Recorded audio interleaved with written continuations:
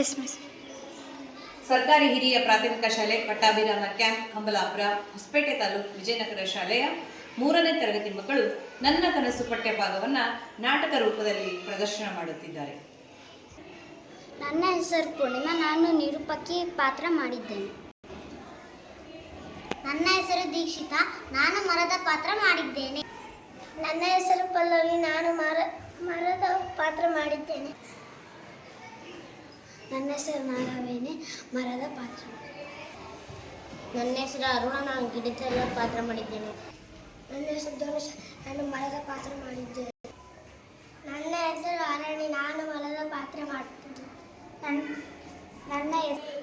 ನನ್ನ ಹೆಸರು ಕನ್ಸಿಕ, ನಾನು ಜಿಂಕೆಯ ಪಾತ್ರ ಮಾಡುತ್ತೇನೆ. ನನ್ನ ಹೆಸರು ನಾಗವೇಣಿ, ನಾನು ನರಿ ಪಾತ್ರ ಮಾಡಿದ್ದೇನೆ. ನನ್ನ ಹೆಸರು ಪ್ರಿಯಾ, ನಾನು ಕೊಕ್ಕರೆ ಪಾತ್ರ ಮಾಡಿದ್ದೇನೆ. ನನ್ನ ಹೆಸರು ಮಹೇಂದ್ರ, ನಾನು ಕಾಗೆ ಪಾತ್ರ ಮಾಡಿದ್ದೇನೆ. ನನ್ನ ಹೆಸರು ಮೆಹನ್, ನಾನು ಕಾಡಂದಿ ಪಾತ್ರ ಮಾಡುತ್ತಿದ್ದೇನೆ. ನನ್ನ ಹೆಸರು ಅನು, ನಾನು ಕೋತಿ ಪಾತ್ರ ಮಾಡುತ್ತಿದ್ದೇನೆ. ನನ್ನ ಹೆಸರು ವರ್ಷಿ, ನಾನು ಅಮ್ಮ ಪಾತ್ರ ಮಾಡಿದ್ದೇನೆ. ನನ್ನ ಹೆಸರು ರಾಹುಲ, ನಾನು ರಾಜು ಪಾತ್ರ ಮಾಡಿದ್ದೇನೆ. ನನ್ನ ಹೆಸರು ಸಂಜನಾ, ನಾನು ಮಾನವದ ಪಾತ್ರ ಮಾಡುತ್ತೇನೆ. ಒಂದು ದಟ್ಟವಾದ ಕಾಡು, ವಿಶಾಲ ಪ್ರದೇಶದಲ್ಲಿ ಬೆಳೆದಿರುವ ಎತ್ತರವಾದ ಗಿಡಗಳು, ಮರವನ್ನು ಬೆಳೆಸಿ ಮುಗಿಲೆತ್ತರಕ್ಕೆ ಹಬ್ಬಿರುವ ಬಳ್ಳಿಗಳು, ಹಸಿರಿನ ನಡುವೆ ಬಣ್ಣದ ಚಿತ್ತಾರ ಮೂಡಿಸಿರುವ ಹಣ್ಣುಗಳು, ಭೂಮಿಯ ಜಯಂಕಾರ, ಪಕ್ಷಿಗಳ ಕಲರವ ನಡುವೆ ತೇಲಿ ಬರುತ್ತಿರುವ ಕೋಗಿಲೆಯ ಧ್ವನಿ, ದುಳು ಹರಿಯುತ್ತಿರುವ ಜಡಿಯ ನಿನಾದ.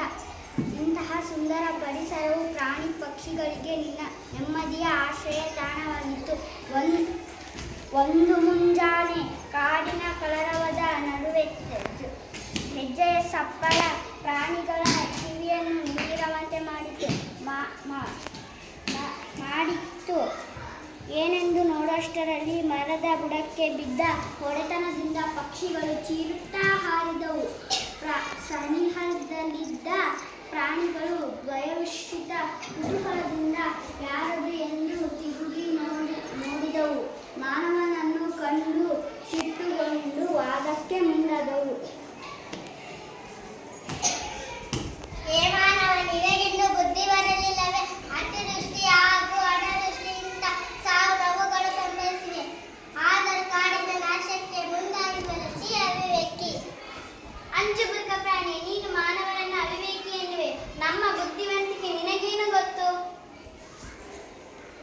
ಹೇಳಪ್ಪ, ನಿಮ್ಮ ಜಾಣತನವನ್ನು ನಾವು ಸ್ವಲ್ಪ ತಿಳಿಯುತ್ತೇವೆ.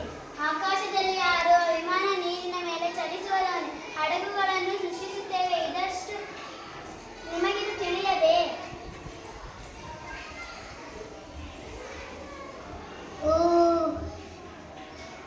ಪಕ್ಷಿಯನ್ನು ನೋಡಿ,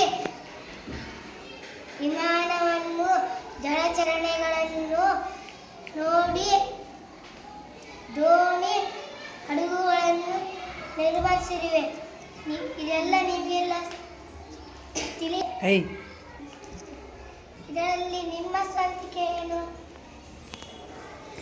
ಸುಂದರವಾಗಿ ಕಾಣಲು ಉಡುಗೆ ತೊಡುಗೆಗಳನ್ನು ಸೃಷ್ಟಿಸುತ್ತೇವೆ. ಇದಷ್ಟು ಸಾಕಲ್ಲವೇ? ಮೊದಲಿಗೆ ನಮ್ಮ ಚರ್ಮವನ್ನೇ ಧರಿಸುತ್ತಿದ್ದುದನ್ನು ನೆನಪಿಸಿಕೊ. ನಿಮ್ಮ ಬಟ್ಟೆಗಳ ಮೇಲೆ ಏನು ವಿಶೇಷ? ಪ್ರಾಣಿ ಪಕ್ಷಿ ಕೀಟಗಳ ಮೈಬಣ್ಣಕ್ಕೆ ಮನಸ್ಸೊತ್ತು ನಮ್ಮಂತೆ ಸುಂದರವಾಗಿ ಕಾಣಲು ಬಟ್ಟೆಗಳನ್ನು ಸಿದ್ಧಪಡಿಸಿರುವೆ. ಸಹಜ ಸೌಂದರ್ಯ ನಮಗೆ ತಿಳಿಯುತ್ತೆ.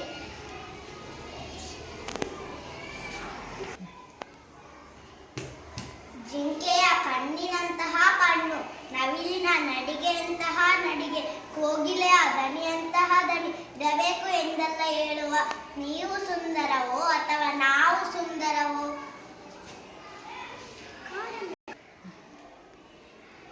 ಅಗತ್ಯ ವಸ್ತುಗಳನ್ನು ಉತ್ಪಾದಿಸುವ ನಿಮ್ಮ ಕಾರ್ಖಾನೆಗಳು ಹೊಗೆ ಮತ್ತು ಕಲ್ಮಶವನ್ನು ಹೊರಹಾಕುತ್ತೇವೆ. ಇದರಿಂದ ಗಾಳಿ, ಮಣ್ಣು, ನೀರು ಮಲಿನವಾಗುತ್ತದೆ. ಇದೇಕೆ ನನಗೆ ತಿಳಿಯುತ್ತಿಲ್ಲ? ಬಯಲಿನಲ್ಲಿ ವಾಸ ಮಾಡುವ ನಿಮಗಿದು ಏನು ಗೊತ್ತು? ನಾವು ಕಟ್ಟಿರುವ ಸುಂದರವಾದ ಮನೆಗಳ ಬಗ್ಗೆ ಬಂದು ನೋಡಿ. ನಮ್ಮ ಬುದ್ಧಿವಂತಿಕೆ ತಿಳಿಯುತ್ತದೆ. ಗೀಜಗನಗೂಡು ಜೇನುಗೂಡು ಗೆದ್ದಳು ಗೀಜಗನಗೂಡು ಜೇನುಗೂಡು ಗೆದ್ದಳು ಕಟ್ಟುವ ಹೊತ್ತುಗಳು ಎಷ್ಟು ಸುಂದರವಾಗಿ ಸುರಕ್ಷತೆಯಿಂದ ಮಾಡಿದ ಕಸದಿಂದ ಮಾಡಿದ ನಮ್ಮ ಸಾಧನೆಯಿಂದ ಮುಂದೆ ಪ್ರಕೃತಿಯ ನಾಶದ ನಿಮ್ಮ ಸಾಧನೆ ಶೂನ್ಯ. ನಿಮಗೆ ಇದೆಲ್ಲ ಹೇಗೆ ತಿಳಿಯಿದೆ?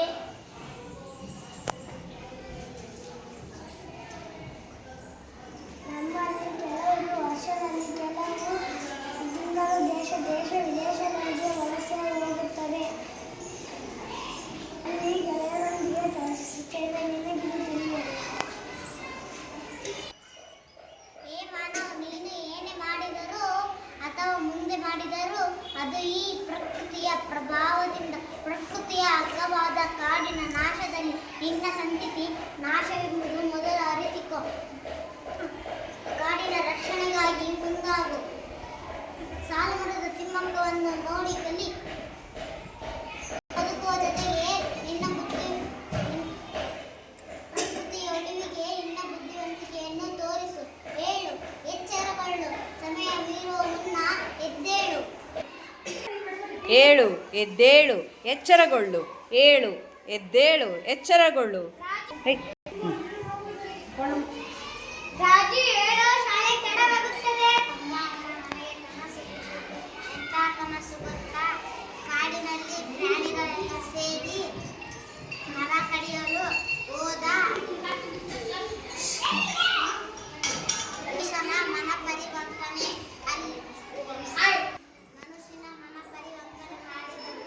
ಮಾಡಿದವು. ಅಲ್ಲಿ ಎಷ್ಟೆಲ್ಲ ಪ್ರಾಣಿಗಳಿದ್ದವು ಗೊತ್ತಾ? ಹೌದು, ನಿಜವಾಗಿ ಇದು ಒಳ್ಳೆಯ ಕನಸು. ರಾಜು ನಿನ್ನೆ ರಾತ್ರಿ ಕಾಡಿನ ಕತೆ ಓದಿ ಮಲಗಿದೆಯಲ್ಲ, ಅದಕ್ಕೆ ಈ ರೀತಿ ಕನಸು ಬಿದ್ದು ನಾವು ಪ್ರಾಣಿಗಳಿಂದ ಕಳೆದು ಬಹಳಷ್ಟು